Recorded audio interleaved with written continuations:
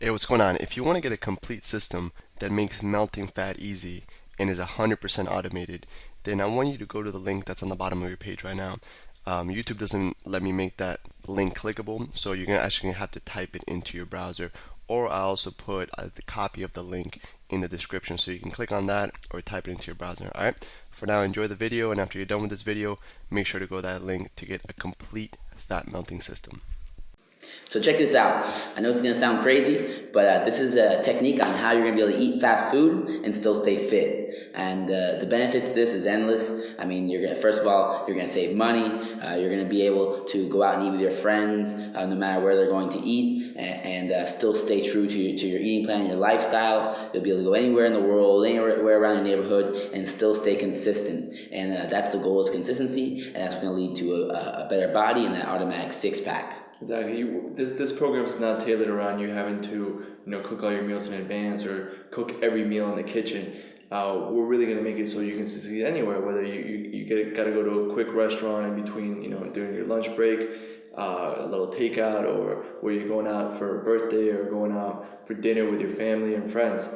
We're going to give you simple strategies to make sure that you implement this lifestyle upgrade so that you get that automatic six-pack and you still enjoy going out, you still enjoy the food experience of dining with your friends, but at the same time you get that six-pack automatically.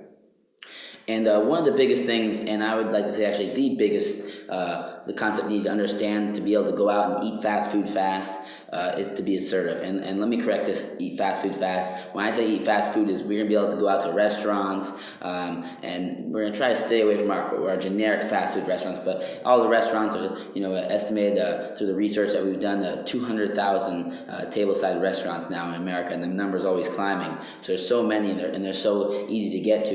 We want to be able to go there and eat our food, eat it fast, and still stay fit. So that being said, the number one rule is we need to stay assertive. There's a bunch of ways we can do that. Alex, what do we mean by assertive? What's one of these ways we can stay assertive? All right, so when you're going out to eat, there's really three things that you can change when you're customizing your order. You can change the portion, right? You can change your sides, what you get, or you can change how your food is prepared. So just some basic examples. If you're going out and you're getting something that's a huge portion, maybe it's like a huge T-bone steak or a huge piece of chicken or a huge fish or whatever, you can actually tell them to box up half of your order before it even gets on the table. And it's something that you don't want to do if it's you're on a first date or something, but if you're someone you're comfortable with, you can tell them to box up half of your order before it even gets to the table. All right, so the basic ways to customize your meal are changing the size, changing the portion, changing how the food is prepared, and changing your sides, right? So we're going to touch briefly on all those three, and it's really crucial that you're assertive and you see all the different ways that you can actually customize your order, right? So the first way, customizing the size. One thing I like to do is, if I order something big, maybe it's from the Cheesecake Factory or BJ's or one of these restaurants that give you huge portions, I actually tell them to box up half of it before it even gets to my table. And that way I save money, so the plate is usually something like $12, $14. So I actually have a meal for $7 and I have a meal ready to go when I get home. Now, what are some ways that you'd like to upgrade your sides? On top of that, with the sides, big thing is I'll give you an example. I like burgers a lot, and I eat them sometimes. And most of the time with the burgers, it's you get your burger, and then you get they'll give you a veggie, and then they'll give you fries. And so, most of the time, like I say 99.9% of the time, I'll say, okay, how about you just take the fries away and double my veggies? It's very simple, but it's something that people, normally don't think about. It's like, well, it says on the menu, so it's how I have to get it. And it's totally wrong. What's on the menu is a suggestion. You're a paying customer, you're paying them, they're not paying you to go there, so you have all the authority. So there's nothing to be scared about. Be assertive and tell them, I don't want the fries. I like double veggies, please, steamed, and we're good to go. Tell them also what we do at Chicken Kitchen. We eat at Chicken Kitchen a lot, and they usually put a huge amount of rice and a little bit of chicken And what Alex is saying is totally true, and it's seen everywhere, especially where places that serve a lot of carbs. You know, rice is very cheap, pasta is very cheap, so they really load you up on that because it's very filling and it's very cheap. So it makes sense. You know, they're giving you a lot for a little bit of money. But in the long run, they're just stuffing you full of fat. And what we do is, you know, me and Alex go there all the time. They give you maybe 5 or 8 scoops of rice. We get brown rice, but still, you know, that much is too much. So we just say, I'll take, you know, our order. We take the chop, and with 1 scoop of brown rice, please. And that's more than enough, the 1 scoop. And to be honest with you, most of the time, I eat half of it and eat the other half later. You know, I'm a small eater. I made my stomach binge-proof throughout the other techniques that we're going to teach you, if you haven't learned already. Yeah, and you're really saving money. That's what I like the most about it, is that we go and we get a huge meal, and it comes out to $5 to $10 per meal. Even when you eat out at, you know, semi-nice places like the Cheesecake Factory or any of those places that you go out to. So the next thing we're going to talk about is how to change how your food is prepared, right? So there's all different kinds of ways to change your sides. So you go ahead and you get healthier alternatives. You can change the quantity by telling them to box it up before, or maybe you can split it with a friend, or you know, your girlfriend or your boyfriend. So you can customize, you know, the sauce. You can customize how, you know, whether it's fried or grilled. You can customize how much salt they put in it. You can customize what type of oil it's even prepared in. A lot of times you can tell them to make it in a certain kind of oil. And you can really have complete control over your order, and you don't have to order from that menu. So you really have to be assertive when you go out. What are some other ways that you like to customize? Yeah, just like Alex said, we can't stress this enough in this video, is that you really have to be assertive. So, you know, whenever you're ordering something, I'm going to say it again and again and again, you're the customer, you're paying them, they're not paying you. So, you know, if I'm ordering chicken and I see it comes with this salty butter sauce on it, I'll tell them at the very, worst time, just put the sauce on the side, so just in case I can try it, you know, or put a lighter coat. They like to, you know, fill that, like the chicken up with that sauce, you know, because it's a little tasty, but it's also, you know, extremely high in calories. On top of that, you got fried to grilled. Anything that comes fried, you always tell them to grill it. The seasoning, you can tell them to put the seasoning on the side, or say no salt. Like Alex said, with the oils, you can change the oil that they put on it. You can say no oil, no butter, steamed instead of, you know, sautéed in garlic butter sauce. So these are all at your disposal. You can use them whenever you want. I mean, these restaurants, they have multiple stoves. They don't have to, you know, sauté everything in butter. They can steam it and they can boil it. So it's very simple, but they just need you to tell them what to do. On top of being able, you know, to tell the restaurant or your server, you know, what you want or how you want your meal prepared or cooked, you should never just go off the menu, like, you know, what reads on the menu if it says it's cooked in this and that, or sometimes it doesn't even say how it's cooked. So make sure you always ask, you know, in details of what's it cooked in. It's cooked in butter or olive oil, and they'll tell you. And if they don't know, it's very simple. They'll go and ask, and you can easily tell them. All right, so another big thing is don't try to get your money's worth when you go out to eat. Let the restaurant get the better end of the deal. Sometimes I know I used to go out and do buffets and things and be like, oh, I'm going to make my money here and get the better end of the deal. Say you pay $10 for a buffet and you try to eat more than $10 worth of food. You know, let the restaurant make money. You're going to feel better after you leave. You're not going to be stuffed. And it goes for everything. There's a certain meal that you're not really enjoying that much. Hey, what's going on? If you're enjoying the video so far, do me a huge favor and click on the like button below. You'll get your good deed for the day out of the way. It helps me out a lot. Also, go ahead and subscribe and leave a comment. Something as simple as good video or I enjoyed the video.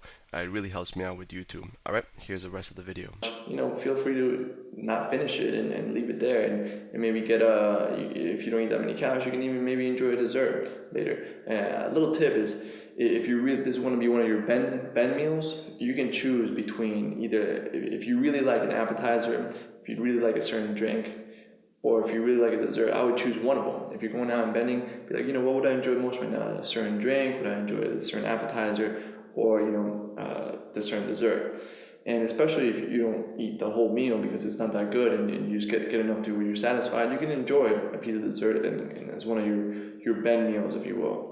So that's something to keep in mind, is to never think that you gotta get your money's worth when you go out to eat. Because really, you lose if you try to stuff yourself to the point where you're eating more than you paid for. And some of the common little sticking points that really give you that huge pitfall are really simple to stop as well. One is water, two is the bread, and three is peer pressure in your friends. And they're very easy. The first thing that happens when you go to a restaurant, the first thing you usually order is your drink. And it should be water from now on. And we said a little earlier, Alex said you can choose between a cocktail, a dessert, or an appetizer. That's fine. But 99% of the time, you want to order water. It's going to be a lot better for you, and it's going to save you money in the long run.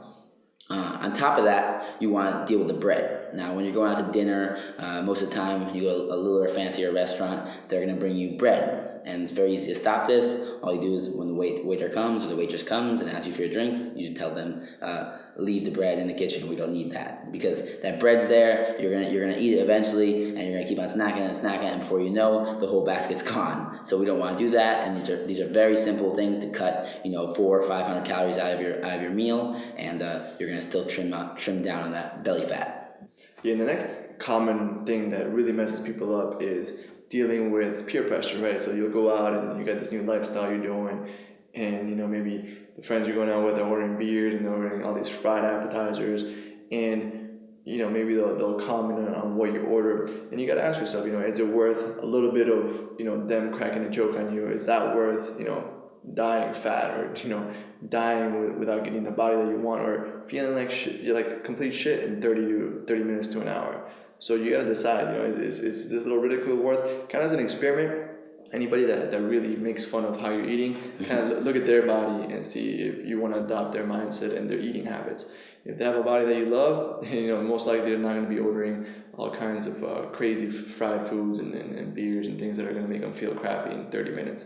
So something I like to do is those people that make fun of me when I'm ordering my water and my vegetables and my healthy lean proteins, is I watch how they feel when we're leaving the restaurant. They're usually going to be very quiet, going to look very tired, and they're going to go home and take a nap, while I'm feeling great, ready to do whatever it is I want to do.